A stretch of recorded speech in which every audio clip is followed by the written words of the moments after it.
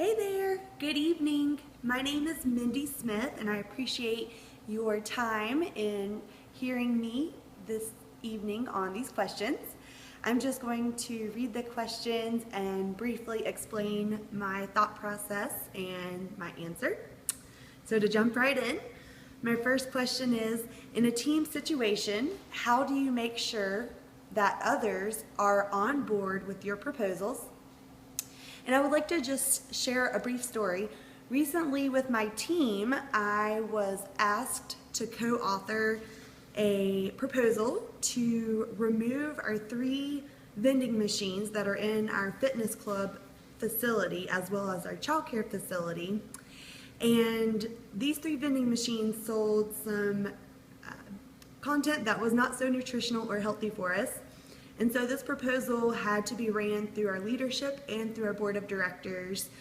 And I had to explain the problem, look at some different ways of resolving the issue and why this was very, very important to our organization and who would be a part of it. And it's really important to me to solicit feedback as well from all participating persons and even those who aren't participating but are impacted by the decisions or the outcomes that are proposed. So by co-authoring this proposal, I was able to identify lots of good information and involve many different people.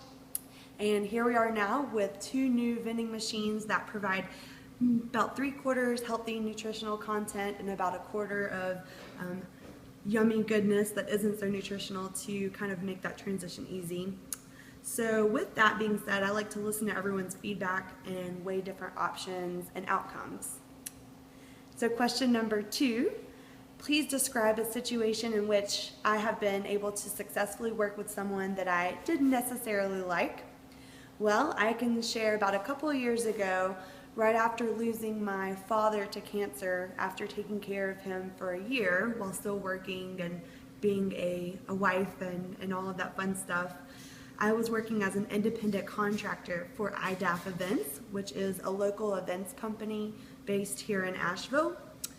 And while I respected and still respect my then supervisor, her and I did not see eye to eye on how we carried out a plan of action for developing a nonprofit organization that we called I Dream Athletes Foundation. And I felt that I had a ton of experience in nonprofit development and management, and she had about 0 time and experience with nonprofit development. So I felt that I had a lot more to offer to this plan development, and she had entrusted me in carrying things out. I never gave her any reason not to.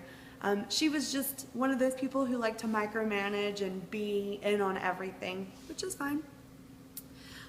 So how we worked through that, I was able to sit down with her and lay out some boundary needs that I had identified for myself in order to be successful. And I didn't want our relationship to be dysfunctional. I also wanted things to be productive and on schedule since we were heading into grant development season as well.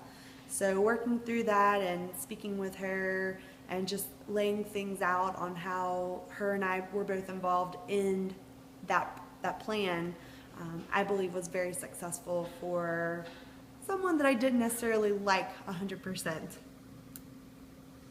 So moving on to question number 3, describe an example of how I have persevered or stuck with a project or initiative and completed it despite finding it to be boring and dull. I would like to share that is kind of happening right this moment in my work at the YWCA as the membership coordinator. The mid-year, especially right around this time, June, July, is our slowest, but it's also one of our most important times of the year because we just had a very heavy winter campaign where we brought in hundreds and hundreds and hundreds of new members, and now we really have to work hard on keeping them engaged and keeping them a part of our fitness facility. And what I'm working on right now and something I'm finding kind of boring is my membership retention plan. And I think that I'm finding it a little bit boring because I'm a little bit tired after working full throttle for about 4 to 5 months on this campaign and rolling it out and working 50+ hour work weeks. I don't think I gave myself enough time in between busy time and now also busy time. I think I needed a little more time. And I'm also setting benchmarks for myself. So if I meet a benchmark for a week where I contact X amount of new members, I'm dismissing myself and heading out of the office a little earlier on Wednesdays. And I'm also incorporating buy-ins with my team that I directly supervise so that they can become part of the process and help me share the responsibility. So looking towards the next question, describe a conflict that I have experienced working as part of a team and how I resolved it. A few years ago, when I was serving as the membership manager for the local Girl Scouts Council, I supported a troop that was our largest troop in the county, and that Girl Scout troop was led by two very stubborn volunteer leaders. Every time I had something to come to them with, they negotiated what I said, they wanted this and that, and I personally felt that nothing was ever good enough for these two volunteers. A lot of times I was there to support and mentor and be a resource to these volunteers, and with these two particular volunteers, I felt like everything was combated. So I brought in my area-wide volunteer leaders, so they were higher up than the troop leaders, but worked hand in hand with me to discuss the matter and figure out how we can work with this troop to support them and make sure the girls are getting a great program, but also making sure the leaders are following the rules and not negotiating everything that we said. So what they wanted was to spend all of their recent cookie sale troop proceeds on a troop leader spa night. And I felt that that was completely unacceptable, that the girls had earned that money and that the girls needed to do something with those funds and not the troop leaders themselves. So we sat down with the volunteers, everyone was together, and we rolled out a plan. There was a lot of unsatisfied people initially, but when we spoke about why it was important that the girls be celebrated for their hard work and rules of the cookie proceeds and how those funds were spent, and put everything in writing, and we shared that the troop leaders were going to be celebrated later that month at an area-wide kind of celebration, I think that diffused the situation quite a bit. So next question, describe a situation where I have had to deal with a customer who was being unreasonably demanding and how I diffused the situation. So this happened a little over a year ago. It was one of my first few incidents on the job at the YWCA as the membership coordinator. I walked into this position in a big mess. Nothing was organized.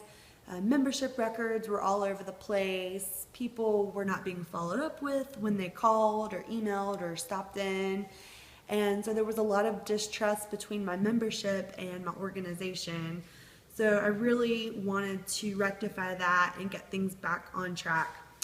And what happened is I was doing my monthly collections attempt for balances that were past due, and I hadn't realized that one of my members had apparently established a payment plan with the previous membership coordinator before myself. There were no records left on this, no notes. I didn't know anything was arranged or had been arranged, and we're going to call this member Donna.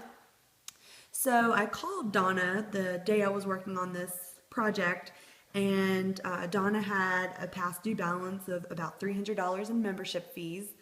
So I called Donna, left a voicemail just introducing myself and saying I just needed a call back so we could discuss her membership balance and how we can work together to make sure she's having a good experience and, keeping her balance current, and if she needs to establish a payment plan.